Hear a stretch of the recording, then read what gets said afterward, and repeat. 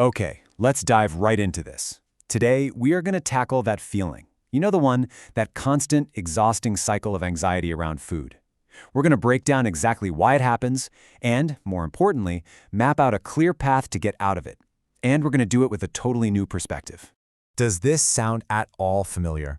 You have had a perfect day. I mean, you ate the salad, you totally skipped the donuts at the office, you were just in control. But then, 10 p.m. rolls around, and suddenly you're standing in front of the pantry, eating cereal straight from the box like it's your job. If that hits home, trust me, you are so not alone. And this right here is the single most important thing to get from the get-go. This is not a moral failing. It is not a lack of willpower. What you're experiencing is a powerful, totally predictable biological response. It's literally your brain's ancient survival code kicking into high gear. So let's get into what I like to call the 10 p.m. pantry problem. This is where we really start to unpack that frustrating cycle of being good all day and then feeling out of control at night, the one that feels so impossible to escape. You know what? I'm going to repeat this because it is that crucial. You are not broken. That powerful urge to binge after a day of restricting isn't some sign of weakness. It is your body's natural, hardwired reaction when it thinks it's being deprived. It's just doing its job. All right, so now let's pop the hood and see what's actually going on inside our brains. We're going to explore this survival code and see how it can completely override even our best intentions. And this slide really shows the big conflict, right? On one side, you've got diet culture, telling you that restricting is good, that it's all about control. But on the other side, well, your brain doesn't know you're on a diet. It just sees restriction as danger, a big flashing sign that a critical resource is scarce. And when that happens, its only priority is to survive. And this is the loop in action. It all starts with step 1, restriction. You wake up, you feel guilty about last night, and you promise yourself, today I'm going to be good. But that promise of restriction, that immediately triggers step 2, the scarcity alarm in your brain. Then, by the afternoon, you hit step 3, those uncontrollable cravings, where your biological drive just steamrolls your willpower. And that leads, of course, to step 4, the binge, followed by a wave of guilt, which sets you up to start the whole thing over tomorrow morning. So how in the world do we get out of this trap?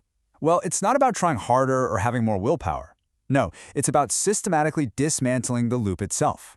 And that's exactly what we're going to cover next, the real path to freedom. Okay, the very first step is to get really honest with yourself about your own internal rulebook. Because we all have them, right? Whether we realize it or not. Things like no carbs after 6 p.m. or dessert is only for weekends. So what are your hidden rules? Just spotting them is the first step to taking away their power. Now, the antidote to that whole scarcity mindset is this idea called food trust. What is that? It's the deep down core belief that food isn't scarce, that it's always going to be available. When your brain truly starts to believe this, that panic, that urgency, that feeling of I have to eat it all now, it just starts to fade. And I mean, just look at the contrast here. Diet culture is built on a foundation of rules, fear, and ignoring what your body is telling you, which just leads to guilt and shame. But food trust, that's all about permission, curiosity, and actually listening to your body. It's a massive shift from trying to control yourself from the outside to trusting yourself from the inside.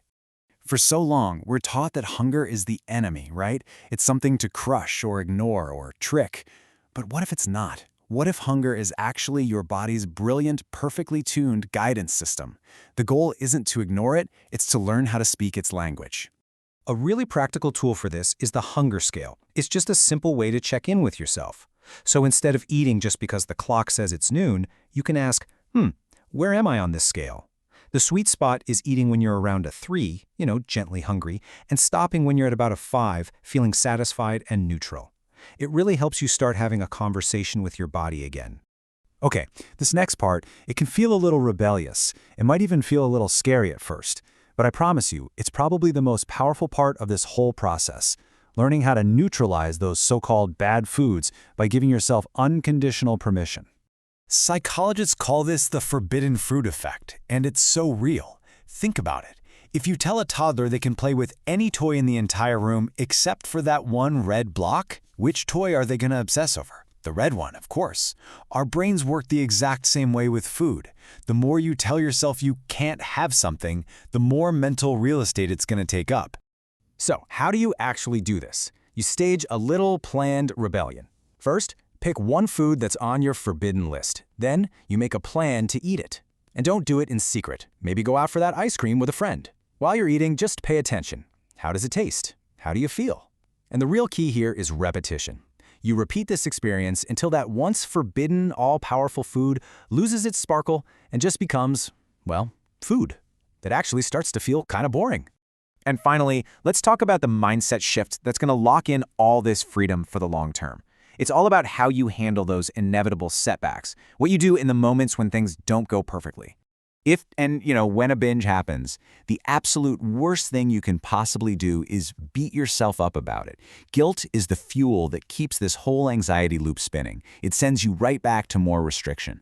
The way to break the cycle for good is to trade that judgment for curiosity.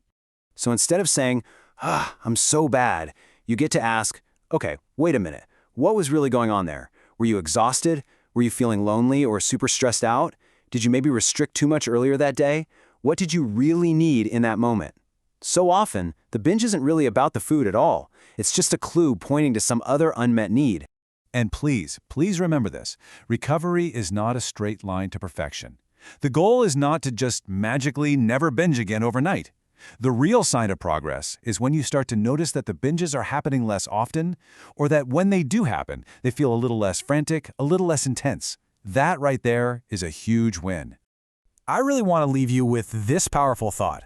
We live in a world that puts so much insane emphasis on the number on a scale, but it is, by far, the least interesting and least impressive thing about you. Your worth has absolutely nothing to do with it. So I'll end with a question for you to just think about. After everything we've talked about, what is one food rule, just one, that you might be ready to question, or maybe even let go of, starting today? Because that's where this whole journey really begins. Thanks for tuning in.